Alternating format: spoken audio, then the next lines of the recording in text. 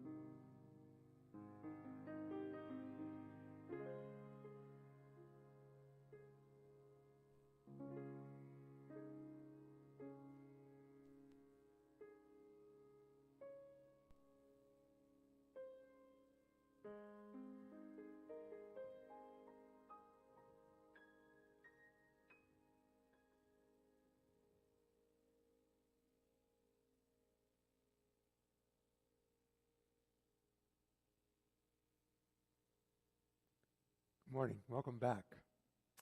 Thank you, Kevin. That beautiful music, very soothing, and helps to get us into our meditative mood. Beautiful. So now it's time for our meet and greet session here at the center, and it's time for you out there in Facebook and YouTube and cyberspace to get comfortable, grab your beverages, and get ready for some background music and some slides of inspiration and information on events here at the center. So, and we'll be back at 10:30, and where I will introduce the band and we will start the services. Thank you.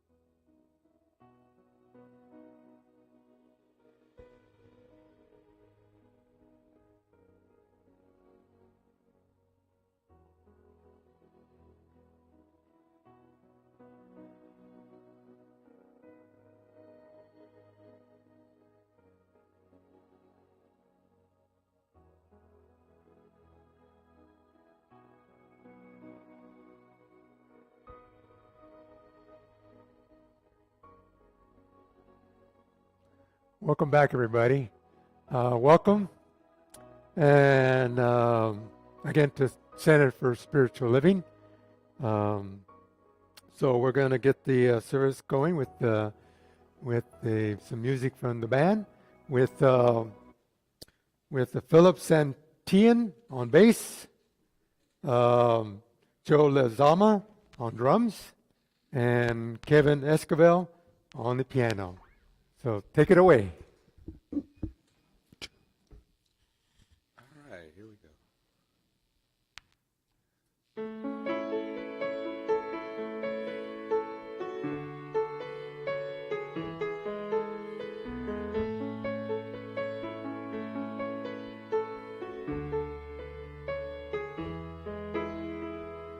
Here comes the sun, doo-doo-doo-doo. Here comes the sun, and I say, it's alright. Little darling, it's been a long, cold, lonely winter. Little darling, it feels like years since it's been here. Here comes the sun, doo-doo-doo-doo. Here comes the sun, and I say, it's alright.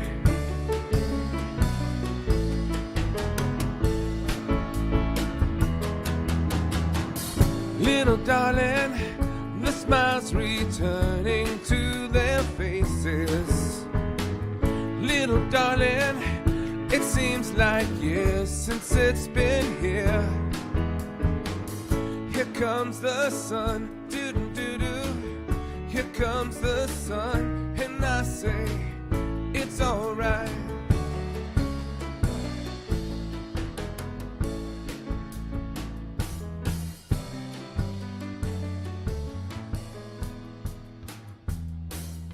Sun, sun, sun, here it comes. Sun, sun, sun, here it comes.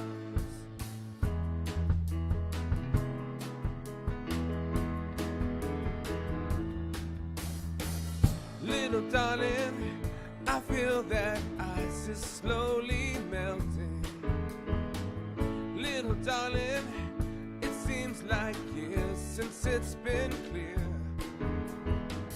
Here comes the sun, doo-doo-doo-doo. Here comes the sun, and I say, it's alright.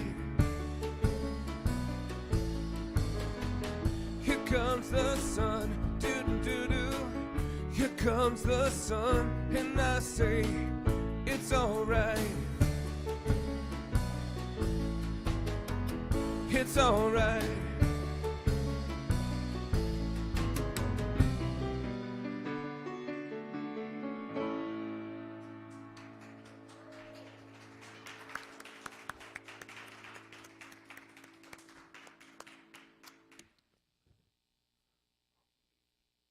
All right. Great job. I love that. My favorite group, my favorite guy, George Harrison of the Beatles. Terrific. Guys made my day. It's always good to start off with a Beatles song. Let's see. Well, we're going to get our festivities here started with some announcements from Donna. And here she comes. Good morning. Good morning. Thank you. You wanted the fans down, but it's 40 degrees hotter upstairs than it is down here. So I turned them down. So we only have 2 announcements today, and Dino's going to pull up the first one. First one is board meeting today after service at noon, and we're going to be talking about the surveys. We got in over 20 surveys, so that was great. Thank you very much for turning them in, and got some interesting feedback. And so we're going to be talking about it to see what we can present at the town hall next week, which is the second announcement. So next week is the town hall and potluck. So be sure to bring all kinds of wonderful food. We'll start with a potluck, and then we'll have a town hall meeting. We'll talk about the survey. We'll talk about what we can do, what we want to do, and we'll be able to have a discussion and time to meet each other. That's all I have. We'll turn it over to Reverend Nan.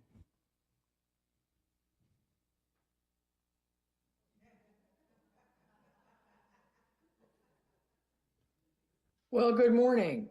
My mute button was on and I couldn't get the darn thing to stop doing what it was doing. So good morning, and it's great to be with you. You know, our inclusivity and diversity team is continuing with our presentations commemorating Black History Month. And you'll notice there's a new quote on the poster in our sanctuary, and there will be another one next week also. Now, today, my lesser known amazing African American contributor to our world, my person of the week, is Frederick McKinley Jones. Slide, please. Frederick was orphaned by age 8 and raised by a Catholic priest before he dropped out of high school, but that didn't stop him from pursuing his calling as an inventor whose work changed the world. He was a curious youth with a passion for tinkering with machines and mechanical devices. He worked as an auto mechanic and taught himself electronics. He served in the Army during World War I in an all-black unit. He was promoted to sergeant, working as an electrician and teaching other soldiers. He did all the wiring to equip his camp with electricity, telegraph, and telephone services. After he left the service, he returned to his Minnesota town and built a transmitter for its new radio station. Now, this caught the attention of a local businessman, Joseph Numero, who offered Jones a job developing sound equipment for the fledgling movie industry. On a hot summer night in 1937, Jones was driving when an idea struck him. What if he could invent a portable cooling system that would allow trucks to better transport perishable food? In 1940, he patented a refrigeration system for vehicles, a concept that suddenly opened a global market for fresh produce and changed the definition of seasonal foods. He and Numero parlayed his invention into a successful company, Thermo King, which you may have heard of and which is still thriving today.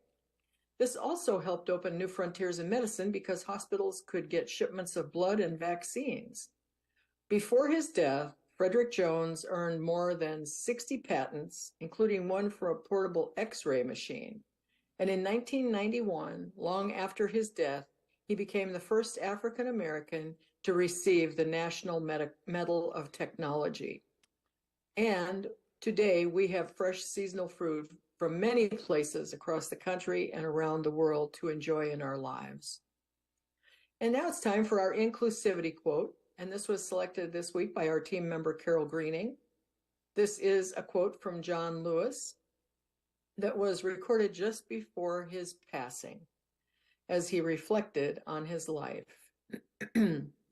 And he said, "In my life, I have done all I can to demonstrate that the way of peace, the way of love and nonviolence is the more excellent way. Now it's your turn to let freedom ring.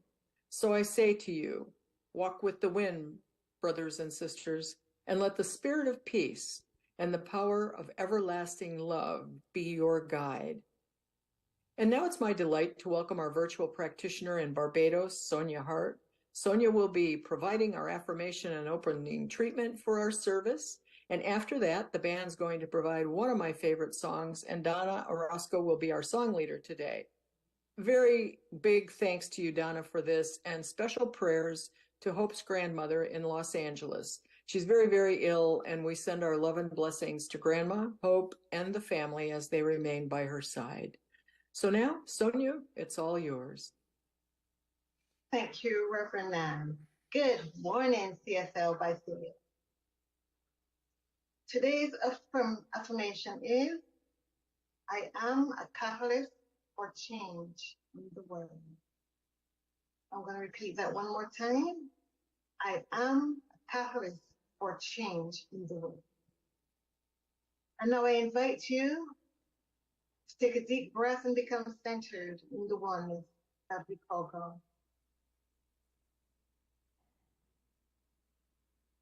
Recognizing that God is all there is. God is absolute goodness.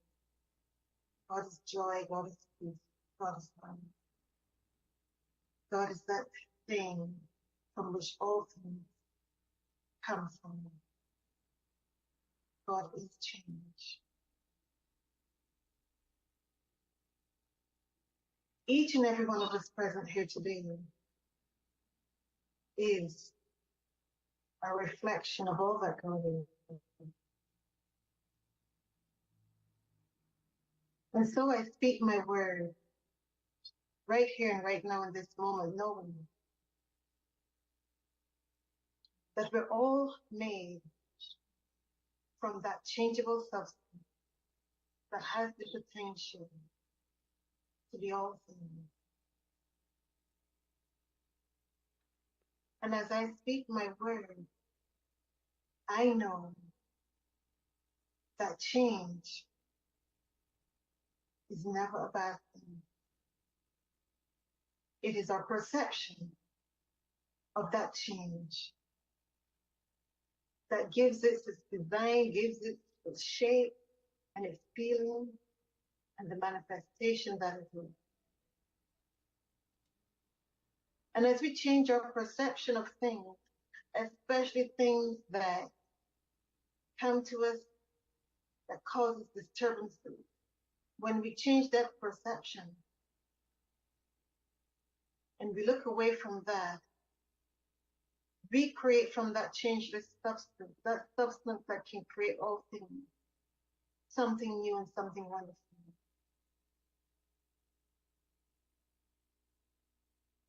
And therefore,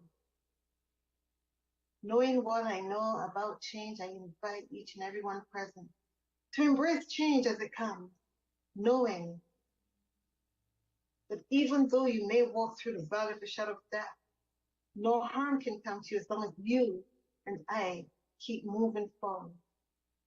Because beyond that valley of the shadow of death is change, and good change. And so I give thanks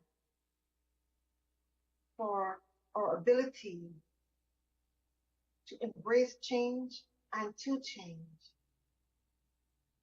I release this word knowing that it is done, and so it is. Thank you so much.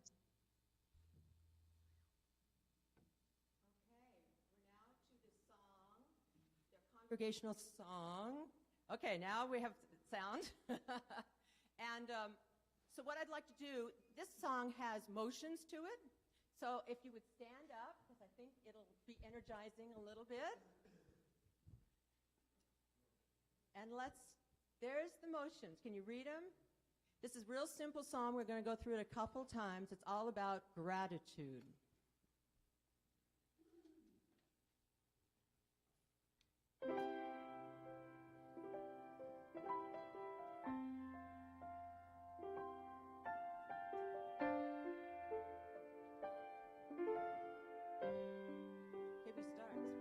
Gratitude before me, gratitude behind me, gratitude to the left of me, gratitude over the right of me, gratitude above me, gratitude below me, gratitude within me, gratitude all around me. I'm so grateful, I'm so grateful, I'm so grateful, I'm so grateful. Gratitude before me, gratitude behind me, gratitude to the left of me, gratitude to the right of me, gratitude above me, gratitude below me, gratitude within me, gratitude all around me. I'm so grateful, I'm so grateful, I'm so grateful, I'm so grateful.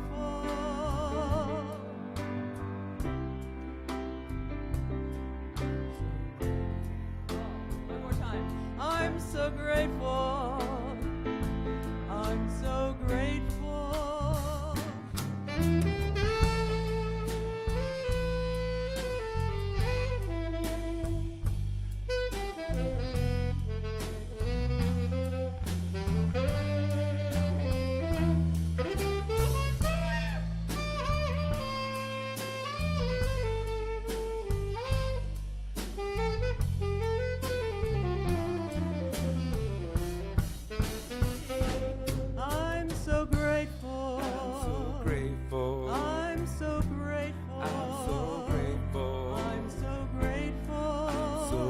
grateful. I'm so grateful. So grateful. I'm so grateful. I'm so grateful. I'm so grateful. I'm so grateful. I'm so grateful. I'm so grateful. I'm so grateful.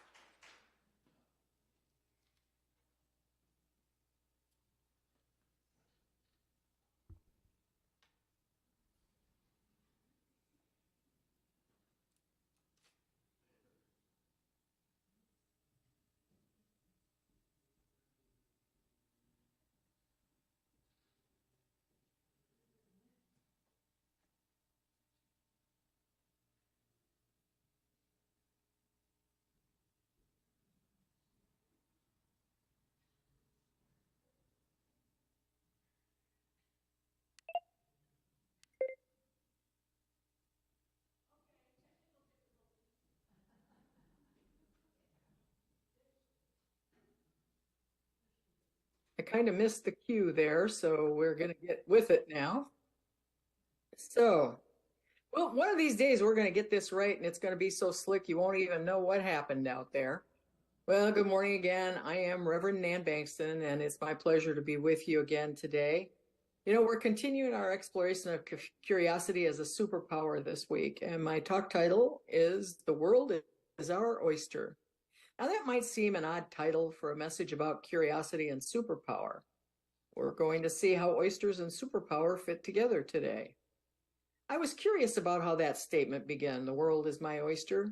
Well, it's a metaphorical illustration that says when you open an oyster, you may find a pearl inside. And the saying evolved from Shakespeare's The Merry Wives of Windsor play. One of the characters stated, "Why then, the world's mine oyster, which I, with sword, shall open." Now, oysters are tough and hard, so they require a pretty sharp object to open them. I was even more curious about that oyster. Never been fond of them. I've tried them several times on the half shell, and I like the mignon sauce, the mignonette stuff better than the oyster, but here's more info. Oysters are prehistoric. They've been around for approximately 15 million years.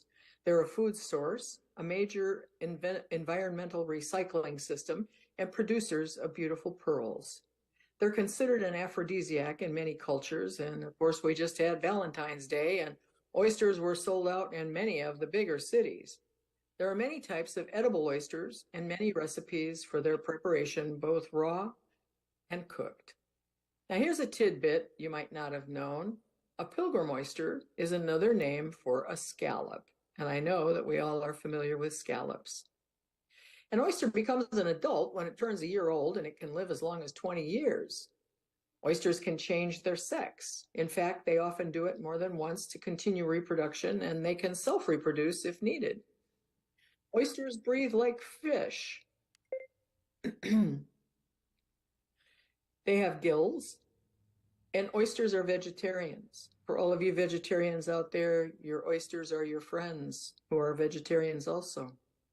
They eat algae by filtering it out of the water. And did you know that a single adult oyster can filter up to 50 gallons of water a day? Now, this exchange also significantly improves water quality and clarity. They're most famously known for producing pearls, of course. However, pearl oysters are not closely related to true oysters. Now, I didn't know this, but almost all shell-bearing mollusks can secrete pearls, yet most are not very valuable. However, freshwater mussels also yield pearls of commercial value. Now, in nature, pearl oysters produce pearls by covering a minute invasive subject with nacre, or what we know as mother of pearl. Over the years, the irritating object is covered with enough layers to become a pearl. The many different types, colors, and shapes of pearls depend on the natural pigment of the nacre and the shape of the original irritant. Pearl farmers can culture a pearl by placing a little nucleus, usually it's a tiny chip of a polished mussel cell, inside the oyster. And in 3 to 7 years, the oyster can produce a perfect pearl. Pearls vary in color. The popular and expensive black pearl is produced exclusively by the exotic black-lipped oyster found in the waters around the islands and atolls of Tahiti. It ranges from dramatic blue-black to a soft dove gray with beautiful iridescent halos. Tahitian black pearls can be pretty darn costly. I purchased one when I had the opportunity to be in Tahiti and see those and a pearl farm when I was there. And they are truly extraordinary. If you haven't seen one, take a look at them on the web at least. So, back to the talk. We have the oyster, we have an irritant, and ultimately, the oyster creates the pearl. The irritant prompts the oyster into action. It intuitively knows how to begin producing the nacre to transform it from an irritant to something with which it coexists until it is a pearl. So what does the oyster, the irritant, and the pearl have to do with our everyday living? Well, let's do a lightning quiz here. How many irritants do we have in our lives every day? I can't speak for any of you, but I can tell you that I have some. In fact, depending on the weather, how the dogs are behaving, how much traffic I'm sitting in, or what's in the news, I can have quite a bundle of irritants that I can get really riled up about, right? And then there are the irritants that aren't just daily, but the ones that are burrs under our saddles of living. The old stuff that pops up and pokes us when we least expect it. I bet you know about that. I do. That old stuff is related to our false beliefs and misunderstandings we have carried around for a very long time. And we don't always see those past experiences as pearls being born. Nope. I bet most of the time we slam our shells shut and just ignore them. Well, friends, we're missing golden opportunities with both those little and big irritations in our lives. One of the catchphrases in our philosophy is change your thinking, change your life. It's the quick and easy reminder of one of our most valuable spiritual principles. We are always at choice. We are always free to choose a new thought, even if we've been thinking the old one for ages. You see, just like the oyster, when we become aware of the irritant, we can begin bathing our grain of sand, so to speak, in a love tub of curiosity. We have the opportunity to be observers of it. And when we look at something with curiosity, we no longer judge, criticize, or have a need to hold an opinion of good or bad. We can turn that grain of sand around and look at it from all sides. And we, with our superhuman powers, with our superpowers, we can stop looking at it with human eyes that only see conditions as absolutely real and permanent. We can choose to view through our internal microscope, also known as our spiritual eyes of love.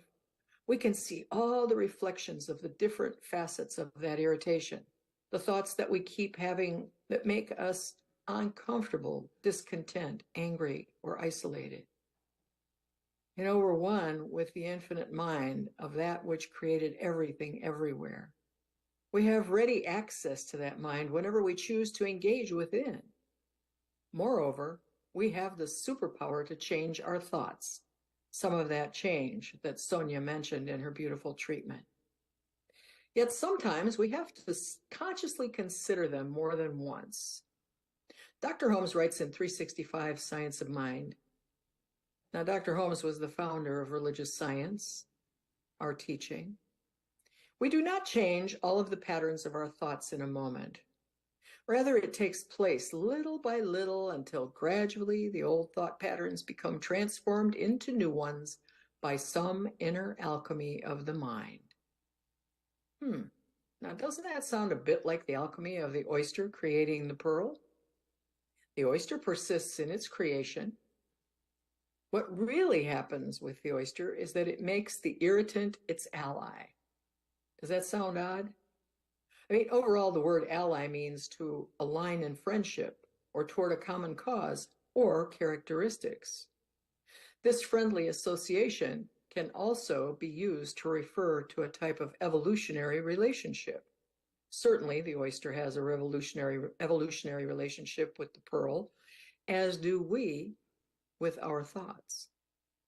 Now, if our irritants our thoughts from old beliefs, old stories we were told about ourselves, or other experiences we had, we can choose to be curious, be the observer, and determine if that thought is still true for us.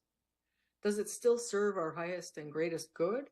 Or have we simply outgrown it, but keep dragging it around in an old mental suitcase out of habit, or just in case we might need it someday? Or could it be that we're using them as ways to avoid living life more fully?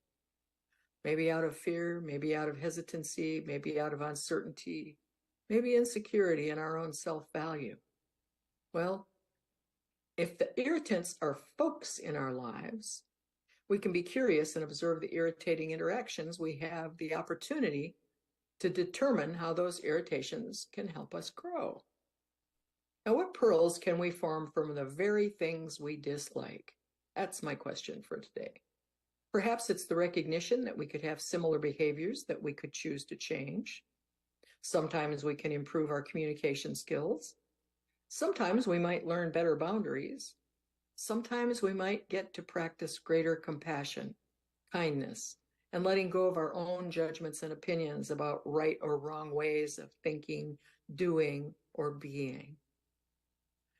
What if our irritations are with the situations in the world today? Certainly there are many things we could find to be irritated and upset by in our world.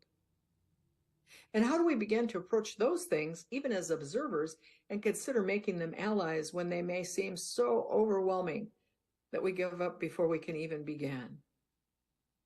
Well, we can begin one small step at a time. We can start by changing our thoughts and how we react to the irritant. We can move to a place of gratitude for the opportunity to become the change we want to see in the world. Now, the world may not see all of us, but we can become that change that we want to see in the world.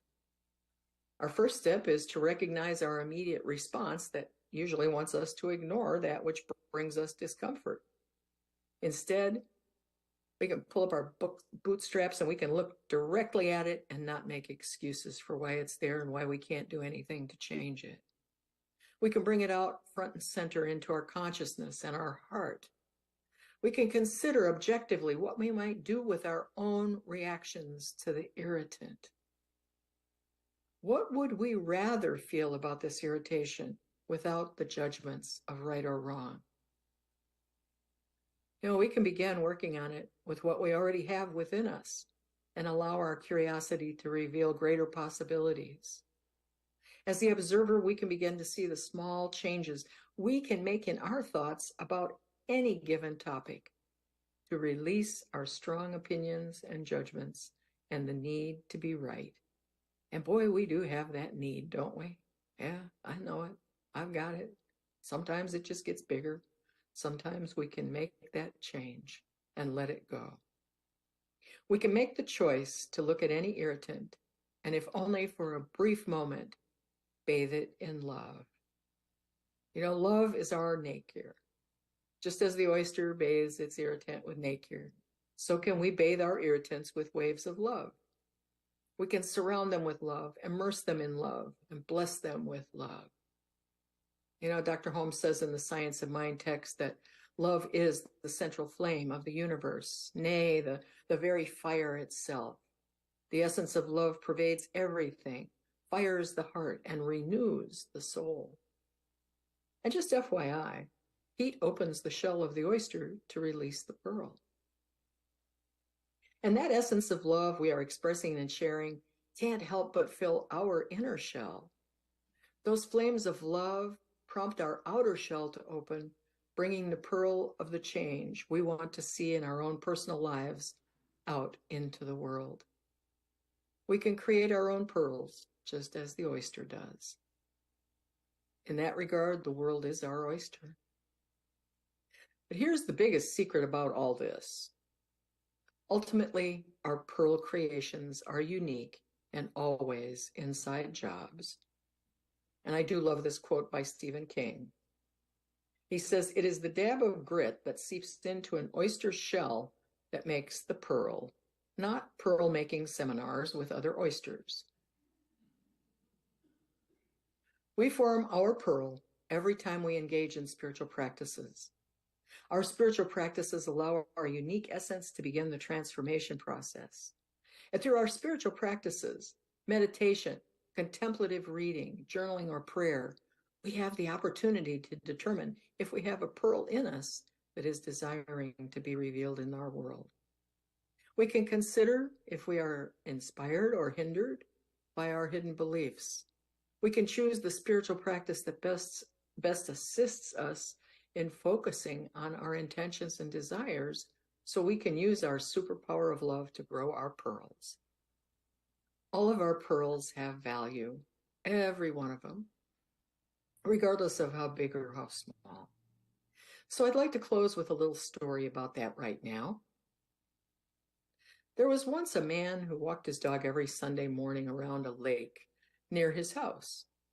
Now, week after week, he saw the same elderly woman sitting at the edge of the water with a small metal cage next to her. Finally, the fellow's curiosity got the best of him, and he approached the woman one day. He then noticed that the cage was actually a small trap, and she had 3 small turtles in it. And in her lap, there was a 4th small turtle that she was carefully wiping down with a sponge. Now, the man greeted her and said, "If you don't mind asking, what do you do with these turtles every week?" And she smiled and explained to him that she was cleaning their shells because any algae or scum that builds up on a turtle's shell reduces its ability to absorb heat and slows down their swimming. It can also corrode their shell and weaken it over time. Oh, the man was impressed as the woman continued. She said, "I do this every Sunday morning to help the turtles." And the fellow said, "Well, don't most turtles live their entire lives with algae on their shells?" And the woman agreed that that was true. And he replied, "Well, then you're kind to do this thing, but are you really making a difference if most little turtles don't have people around to clean their shells?" And the woman laughed as she looked down at that little turtle on her lap, and she said, "Well, young man, if this little turtle could talk, he would tell you I'm making all the difference in the world." So keep bathing your pearls in divine love and know that you too can make all the difference in the world in your own way. Because as I always say, love prevails. And so it is.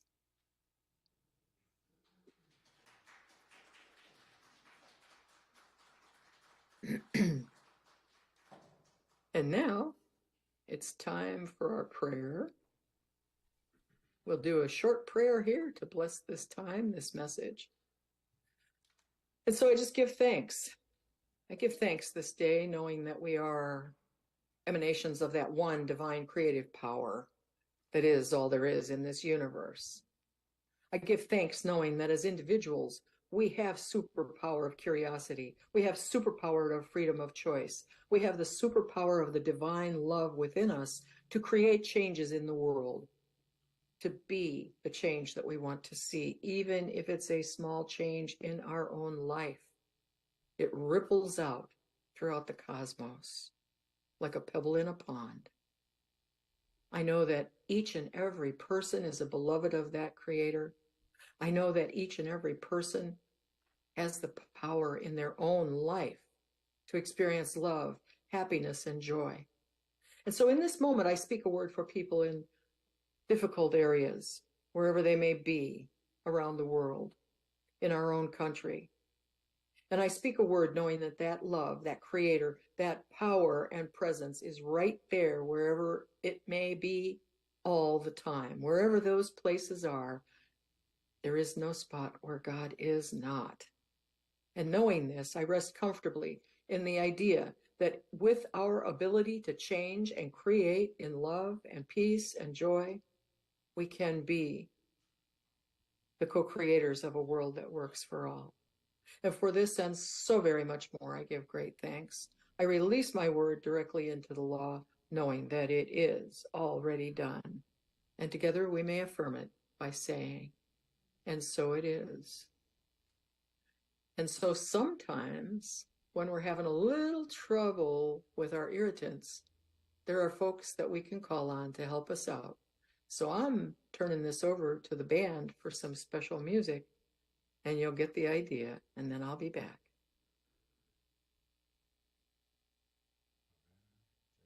One, two, hey, there it is. Hey, everybody.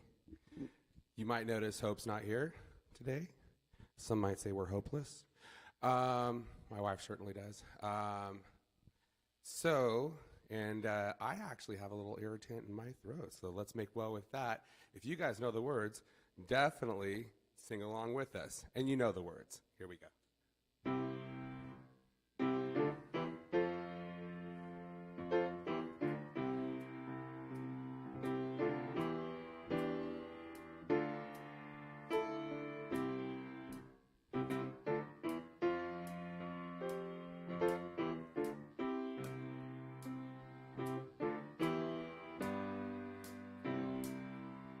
Sometimes in our lives, we all have pain, we all have sorrow,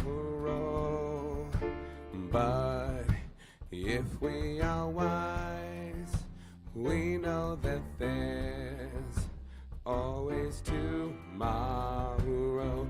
Lean on me when you're not strong, and I'll be your friend. I'll help you carry on, boy.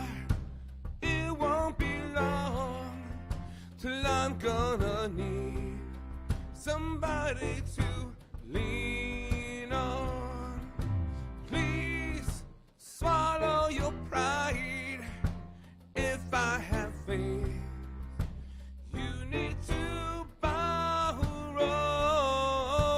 for no one can feel those of your needs that you don't let show. You just call on me, brother, when you need a hand.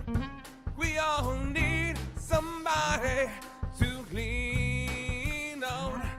I just might have a problem that you understand.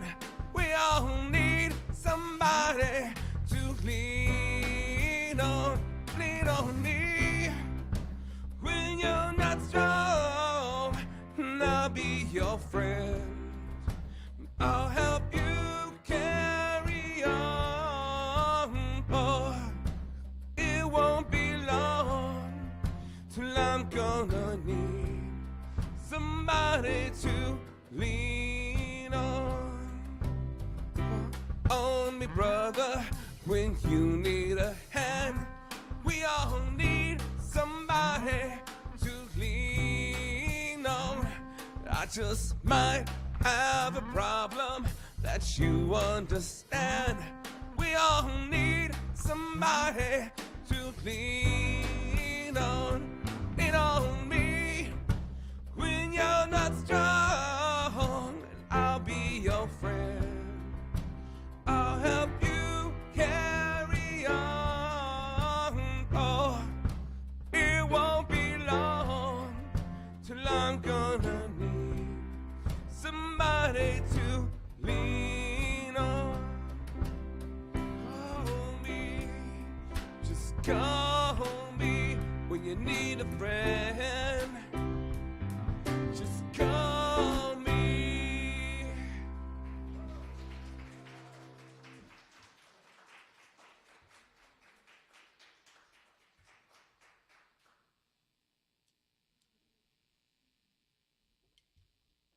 Excellent, excellent. Thank you so much, Kevin, with the irritant in your throat.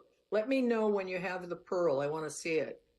So, big gratitude for our band following through, even with Hope being with her family. So now it's time for our conscious giving time, and this is when we give consciously of our treasure. And so I'd like to have us take a look at our affirmation for today. We can put that up on the slide. We'll be able to see that there is a place there that you can send your donation to our center. You can do it online. You can choose how you'd like to do that. So I would like to have you take your gift in your hand And as you do that, put it over your heart and let's read this affirmation together. I am grateful that my abundance is creating a world that works for me and everyone. Let's do it again. I am grateful that my abundance is creating a world that works for me and everyone. So you can send your donations to our center. I just want to say that your gifts of love, your gifts of treasure, afford us the ability to continue.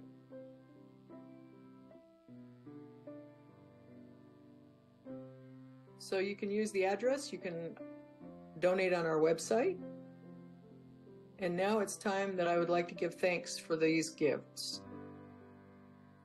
So I know that these gifts are from the love of pure spirit, and they move in through and in to our center, doing good work for our center, for our community, and for the world.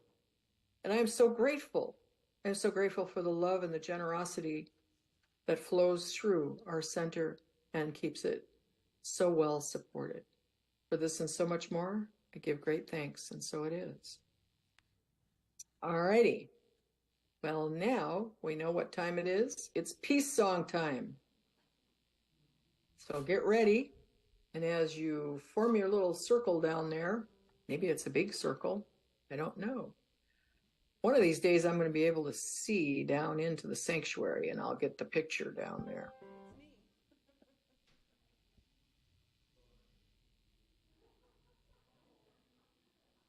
If you're ready, everybody's getting into a circle. Oh, we've got quite a few people there today. That's always nice to see.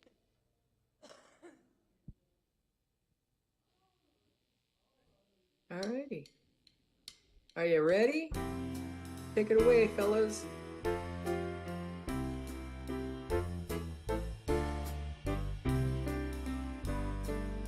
Now there is peace on earth. I know it begins with me. Now there is peace on earth, the peace that was meant to be. With God as creator, united all are we. Now we walk with each other in perfect harmony. Yes, peace begins with me, and this is the moment now. With every breath I take, this is my joyous vow, to take each moment and live each moment in peace eternally. Now there is peace on earth, and it has begun with me.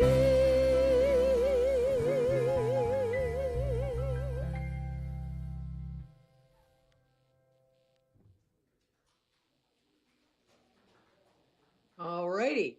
And now it's time for our favorite part, the benediction. Y'all ready? I know y'all know how to do this. So let's get with it here. Something wonderful is happening through me right now.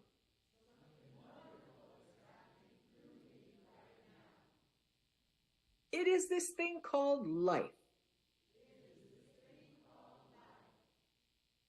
Now, life is in my mind,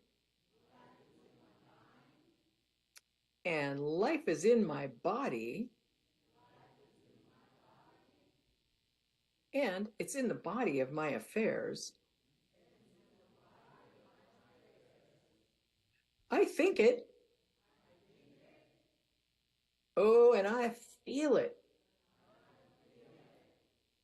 And I love it. I love it. Just the way that it is, and just the way that it is not. And together we can say, thank you, life. All right, everybody, have a wonderful week. And we will see you next time. I'll see you next week for service and for the town hall meeting. So be there. Aloha.